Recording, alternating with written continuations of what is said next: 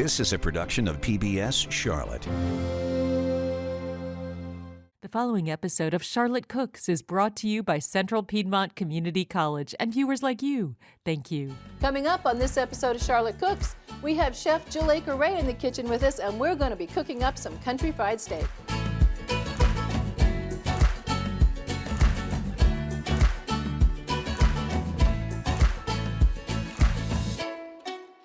Welcome to this edition of Charlotte Cooks. I'm Chef Pamela Roberts, and in the kitchen today joining me is Chef Jill Aker-Ray. How are you doing? I'm good. I'm so glad to be back. Thank you for having me. Thank you. So, Jill, you're going to be making us some country fried steak today, but that's not all we're going to be put on the plate. No, because you really can't have country fried steak without mashed potatoes. Pure, homemade, delicious mashed potatoes. So that's where we're going to start. I'm so glad you're going to show us how to make a real mashed potato instead of using those things out of the bag. So, yeah, I know, right? So tell us, what do we need to do for our mashed potatoes? So the most important thing with mashed potatoes is the kind of potato you use. So the first thing that you need to know is that russet potatoes, your actual baking potatoes, are usually the best potato because they have a really high starch content, which helps you get a nice fluffy mashed potato, helps it not be gluey and glutinous. What you want to start with is cold water. Yes. Do not put your potatoes in hot water. So we have a pot of cold water. We have potatoes that are cut only in half. People get the idea that they want to cut them into smaller pieces to cook them faster, but the truth is the more surface area you have, the better they're going to turn out. It's because they don't absorb as much water. Correct. And you don't want a lot of water in your mashed potatoes. That keeps them from getting nice and fluffy. And you've got a trick to show us later, too, about that, too, don't you? I do. So first thing we need to do, obviously, is just peel the potato. We're going to peel our potatoes. Now, can you leave the peels on if you want to?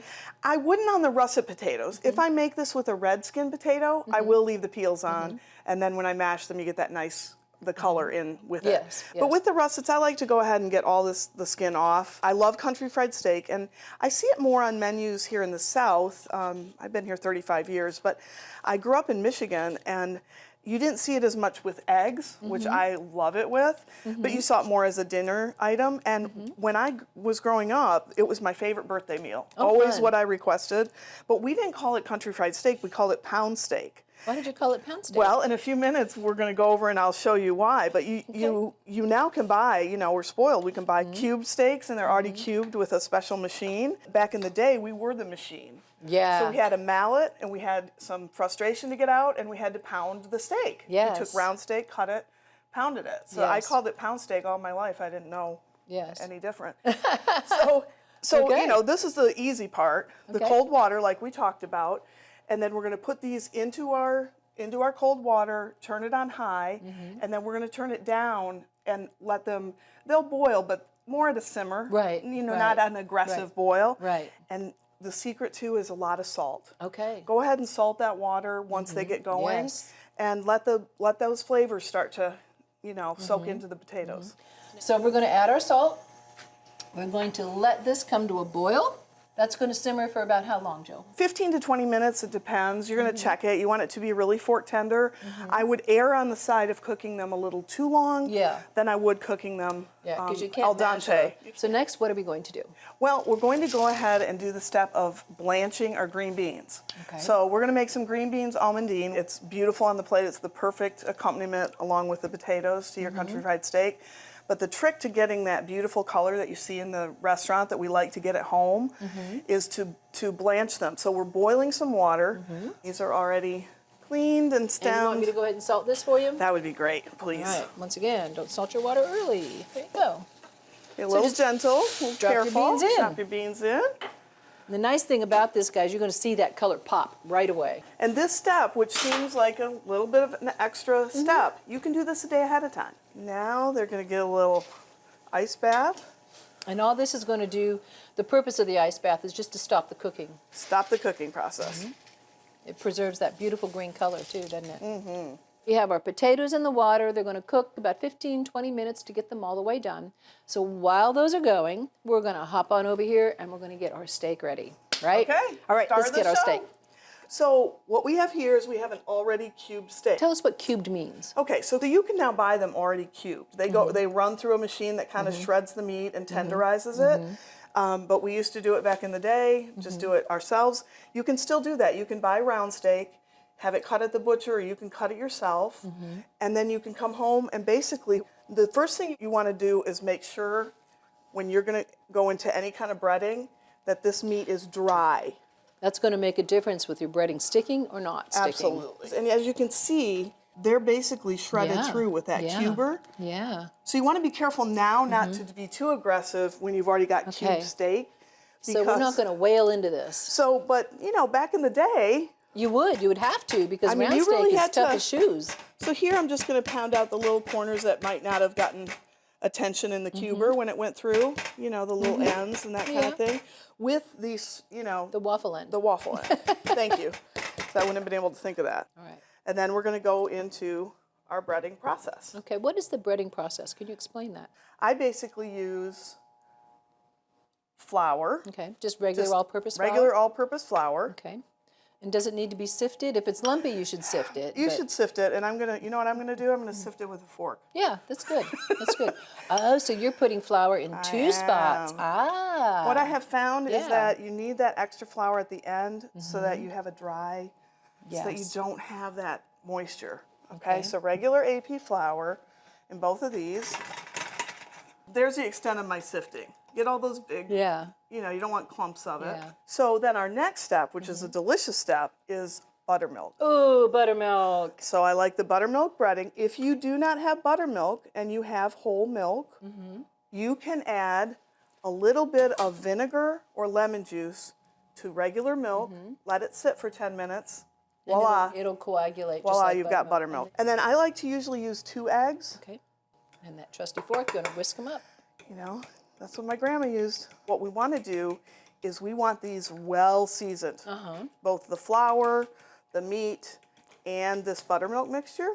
We want to turn on preferably a cast iron skillet. It does not have to be, but that is the best vessel you can use at home for this particular I love cast thing. iron skillets. And we're going to do what's called a shallow fry Okay. of a very neutral oil. Don't use extra virgin oil or grapeseed oil. Just that's good. That's good? Okay. We've got vegetable oil here that we're using. Just Perfect. straight up vegetable oil. Perfect.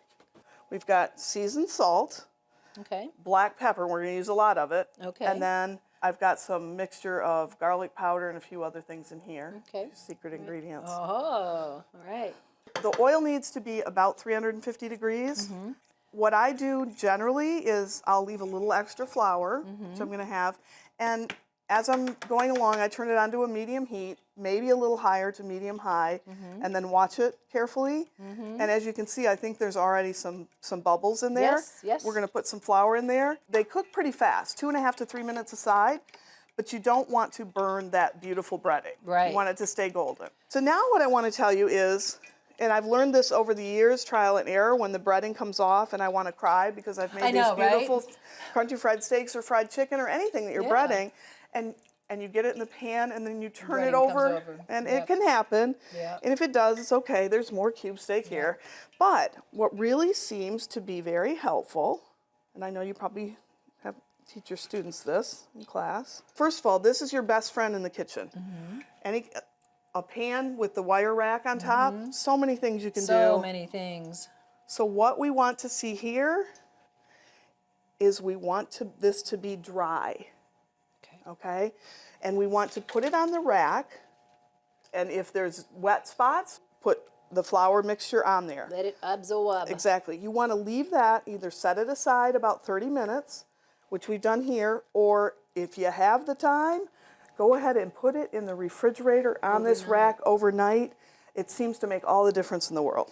And the buttermilk, of course, it tenderizes it. It's got that acidity, so you've got that more tender steak. It's not that you want a bunch of glumpy flour on there, but you want it to be Dry. dry. Okay? And even if it sits for a little bit and you see a little bit of moisture come up, you can always add a little more of your flour. I always end up, yeah. Yeah. You're kind of patching it Patting up. it on, yeah. Just giving it a little patch. Okay, I think, is that ready? Yes, I think it Alright. is. Okay, so remember at home, just make sure that when you are putting anything into hot oil, that you are doing it away from Away you. from you. Don't put it in so it splashes Okay. towards you. So if it splashes, it's going to go You want it that away way. from you. You also do not want to crowd this pan, Right. right? Because you want it to fry, you don't want it to steam. So ideally, put it where you want it and leave it there, There we go. okay? We're gonna wait 2.5 to 3 minutes. How we'll know when to turn it is we'll start to see, Golden brown. Or well, what we're a gonna bubble. start to see a little bit of blood from that steak come Oh, up right, through. right. And Right. because of that, you know that it's cooked on that side. So 2.5 to 3 minutes, you can check it at about a minute because we might need to adjust our heat. We don't want to burn. Okay, so see what we were talking about? I mean, I Yeah. hate that that's the description, but that's really what you're That's looking what you're for. looking for, yeah. So it's cooking, that's coming up through. I did adjust it down a little bit because it Okay. seemed a little high. And look at that. Beautiful golden brown. Look at that crust.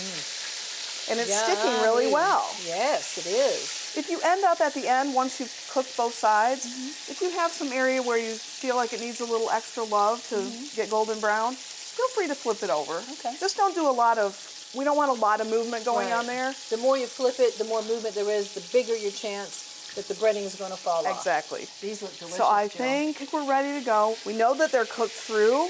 Now it's just a matter of, you're just looking for the color on them. So I'm gonna Okay. leave that one for another minute. I have some paper towels in a drain. tray to drain. I want you to take off and be really careful when you're doing this part. Anytime you're doing that shallow fry. We've got those. They're gonna take a little rest. And what we're going to do, this is probably the hardest part of this whole process. While we're waiting for our potatoes, I have poured out most of the oil. I like to leave about 2 to 3 tablespoons. Okay. Because that's a neutral oil and doesn't have much flavor on its own, We've got to add some flavor. I like to add maybe Yeah, butter's a maybe good 2 flavor. tabs of butter. And we're gonna turn our pan back on. So this is a pepper cream gravy. Okay. You don't want the roux, you want it blonde. Okay. You want it light. So you're gonna cook our flour in it, but we don't want it to get browned. I like a white gravy. And I'm gonna show you what I love to use for any kind of pan gravy that I'm Because doing. there is a special flour for it. If you just use regular flour, it will lump on you. But this one won't. This is a very finely sifted.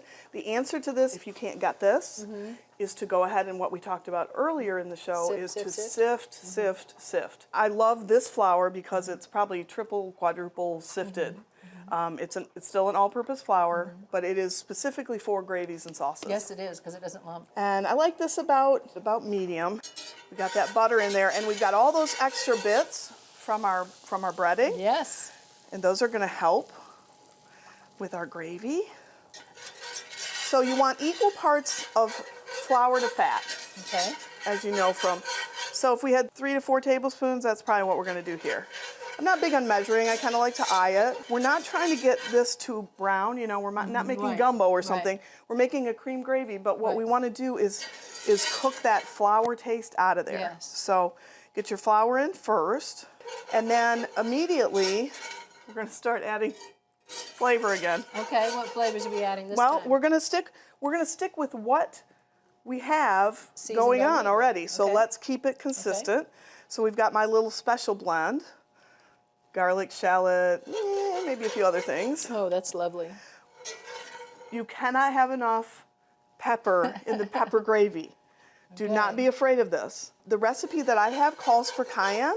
I did not do that today Yeah. because I don't want to take away from the country fried steak. So while I like cayenne, some other people may not. Yeah. So And to me, cayenne, and when you get that heat going on, it sort of takes away from the other flavors that aren't hot. I right, think. right. Sometimes it can be, you know, when you get Nashville hot chicken and it's just hot. Yeah. It's not flavorful. It's just No, hot. it's just hot, So, yeah. right. So we don't want to achieve that.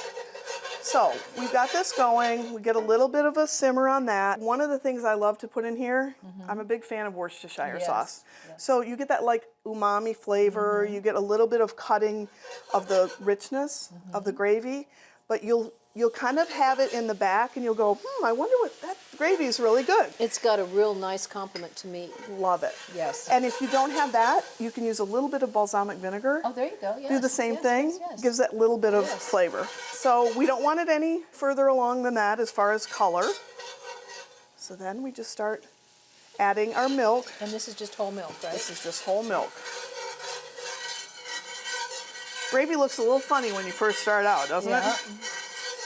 But oh, the results.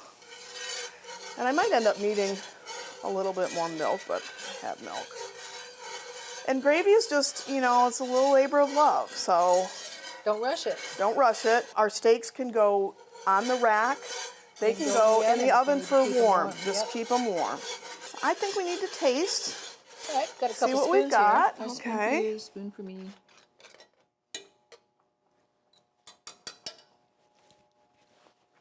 Salt. And They isn't need that salt. surprising? Yeah, yeah. It's surprising. Yeah. I'm Yeah, going to use this absolutely. little salt blend. Okay, this is your special blend? Mm-hmm. All right. I know, just when you think it possibly can't take any more salt. How's the pepper? Do you like the... Pepper's Get it good. at the I end? think the pepper's good. I get it on Okay. the back. Okay. Yep. All right, what do you think? Oh, now there you go. What There. do you think? We got it. And can you taste the Worcestershire? No. Just, there's get this that little umami. I get some something. So umami that's, in you there. want your gravy to pop a little bit. Yep. So we're good here. Yep. You want to cover that so that you don't get a skin on your gravy. Yes. And then we're ready to get the mashed potatoes. So. All right, let's go to our mashed Okay. potatoes. So we have drained our potatoes. And you can drain them pretty thoroughly, but when you put them back in, you might have a little residual water. So what I like to do, just turn it on 30 seconds to a minute and To make evaporate sure any extra water that might be in exactly. there. There are many ways to mash. A lot of people like the smooth, beautiful texture of putting them through a potato ricer, which is this little guy, this device. You can adjust this according to how small as you fine want. or large as you want. Exactly. Yeah. My husband likes them a little, shall I say, lumpy. Okay. And I grew up with them that Okay. way. I've turned my burner off. And without anything else in here, Just potatoes. I'm just going to mash. Okay. You do not want to use a mixer No. or a food processor No. because you'll end up with glue. Yes, because Gluey. what it does is it brings the starches and makes the starches form long strands of molecules. This way, the molecules are broken up and they're separated. But when you put them in a mixer, they combine and they become really gluey. Oh, and not good. not good at all. That And is these are not gonna what be you want. Fluffy. So you're going to go about twice around the pan. Then what you want, certainly you want butter. Butter. Some people add or use sour cream. There's a lot of substitutions. Cream cheese, there are things you can use. You can melt the butter. I seem to like it, I like it softened. Very softened, but not Not melted. So see how, super yeah, soft. It's really soft. That's a stick. And while that may not be enough, we'll start there. Okay. Okay. And I like to do the butter before the milk because then you can adjust the milk accordingly. Because while I might say it's a cup of milk, whole milk, preferably warm so that it's going to evaporate into your potatoes better. It's not going to cool off your potatoes. Okay, so we kind of get that a little bit incorporated before we start to see how much milk we need. Okay. Then we're going to add some of our warm milk. I'm just going to add a little bit at a time. You tell me if you want more. Because I agree, and I think, how thin or thick you like your mashed potatoes is a very personal choice. Yes, absolutely. Now remember we salted that water that we cooked these in. So theoretically, the potatoes should have plenty of salt in them. Then, Oh, here's your secret. the secret ingredient to the fluffiest mashed potatoes ever, it depends on how many potatoes. Here you only need probably a teaspoon, Okay. baking powder. Baking powder. Baking powder makes your baked goods rise. Yes. Guess what else? It makes your mashed potatoes rise and be a little more fluffy. All right, let's see this. And you won't see it, but you will taste the difference. Okay. And only Like I said, don't overdo it. Teaspoon for these. A teaspoon, and this was 6 potatoes, right? 6 potatoes. So if you were making a 5-pound bag, you'd put a tablespoon. Here's my test. Okay. Because my grandmother, I used to think it was really fancy on my birthday to. Have a scoop of potatoes So on if your you plate. could scoop it and then you could make a little ice cream, okay. then I'm like, okay, I think that's the right. And then you still if you can still make a well. Now, you will see pieces of potato in there. Because that's we use the masher instead of the ricer. And if you like the other, use the ricer, but do not use the mixer. Next we have to just saute our green beans and plate, right? We're done. Let's do it. So we have our drained, blanched green beans, chopped, and I have some extra ingredients that don't always go in green beans almondine. Certainly the almonds do. Yes. So you have the pan on medium, but with nuts, you've got to be so careful not to over toast them. Yes. They will burn. Yes, they will. For our purposes here, I'm going to dry roast them very quickly and take them back out. And then I'm going to cook the rest of my things with the beans. I don't want them to burn. And you know, they go from light and blonde and non-roasted to, uh-oh. I know, really fast too. I think they're good. I think so too. So we got lots Because you of go nice from golden that brown. to nothing, to, you know. All right. Okay, and I'm just going to try to stick them back in this pan right here. And with your green beans, again, they're somewhat cooked already. I like to use shallots instead of garlic, but if garlic's what you have at home, for sure use that. I like a little bit of butter to start. Some people like to use olive oil, and I use that sometimes too. I've got a little bit of freeze-dried shallots, which is a nice way to keep shallots without having to keep them fresh. Exactly. I love using freeze-dried shallots because most of the work is done for you. Yes, and all I have to do is open the jar. Right. And I could, you know, I could do more than that, but I'm just gonna be a little conservative. Then you want to put your green beans in. You want to get a kind of nice little sizzle on those. You don't want to lose one. And again, then you might have to turn it down a little bit because remember, you just have butter in there. Right. A way to combat that or to help that is to use half butter, half olive oil. Then you have a little bit more control of that smoke point. And again, you're not really doing much with these. I mean, I could get fancy if this was a big pan, and but right now I probably would just have them all over all over here, so I won't. Feel free if you'd like to. Let me give them a toss. That's a small pan. It is a small Given pan. that's a little difficult And the one. beans are large. So I like lined up. Chef Pamela is a professional. Don't try this at home. You could try it. I encourage you to try it. Right. Okay, so we have that, and then what we're going to add is some flavor, lemon zest. So I've taken a lemon, zested it. And that means just to take the color off, not the white stuff underneath. Don't get down just to the like white. the yellow or the orange or the green, So we but got the not zest. the white underneath. And then A little bit of juice. we want the juice. I'm going to use my fingers as the strainer. And we don't want both of these halves because we don't want it overdone. Another thing I love at the end of this, and I didn't do it today, but I like it as a flavor, thank you, is a little bit of soy sauce or amino acids. Okay. And that will bring an umami flavor to this. And I just wanted to today because I felt like I like a little color. This is not traditional in your green beans almondine, but this is, I always have a jar of pimentos for my pimento cheese. So I wanted a little color in there. I think that might be nice. Looks beautiful. And then I need some seasoning. So if you want to, you can salt and kind of pepper seasoning? these. Just salt and pepper. Now, how much we wanna- salt? Just over? Well, based on today, more than we think. Which is why you like And what kind of food pepper in the do you want, restaurant. white or black? Let's do white because then we're not going to see those little pieces in there. And you see, that was a decision she just made. We wanted white because we didn't want to see the pieces. Then I'm going to turn it up just a touch. I'm going to hear it sizzle to make sure that they're warmed, and then we're Ready to plate. We are ready. All right. Pass me that bowl, Jill. Let's fill it up with some potatoes. Oh yes, 'Cause that let's cube do steak it. looks so So we've good. got our and it cube looks steak lonely without these plated, potatoes. and really that's the best part. And then will you make that special well in the middle, like Grandma used to make, for the gravy to go? I'll let you do it. Okay. My grandma I used to watch. I was like, oh, or my mom.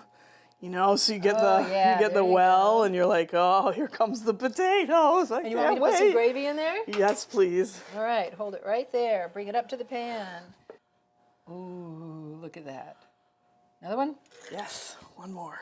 Let it roll over the sides of the volcano. Can you put a little bit of gravy on top of the meat? You want on top of the meat? Okay. And then what's fabulous too is this in the morning, like we talked about, with some basted eggs, poached eggs, scrambled eggs and grits, and a biscuit. Another whole meal. And if you would, Pamela, will you grab that parsley? In my world, growing up, parsley was it. That was it. I think on the country fried steak, but that's when we knew it was a special dinner. Oh, we got when the parsley went on. Jill, this looks unbelievable. Here, guys, we have a country fried steak with homemade mashed potatoes with Jill's special secret. And then we have our green beans almondine with a little pop of color with some pimento and lemon. And here we have our side of gravy because we always need more gravy with this dish. All right, guys, thank you for watching this episode of Charlotte Cooks. Jill, thank you for being with us today. Oh, I'm thrilled to be here. If y'all want to get our recipes, grab them off of our website at pbscharlotte.org, and we're going to catch you next time on Charlotte Cooks. Thanks for watching.